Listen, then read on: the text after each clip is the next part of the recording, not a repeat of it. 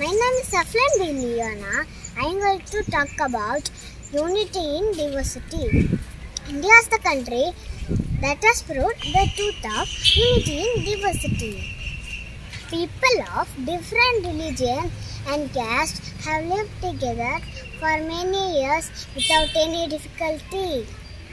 India is a country decorated with high mountains, valleys, ocean, famous rivers, streams, forests, deserts, ancient cultures and tradition. The most unique unity in diversity.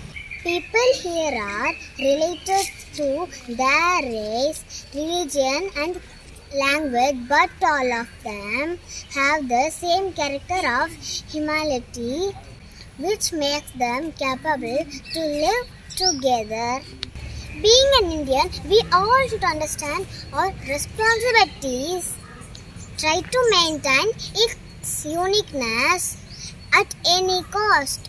Unity in diversity deals with real prosperity as well as the progress of present and the future. Thank you.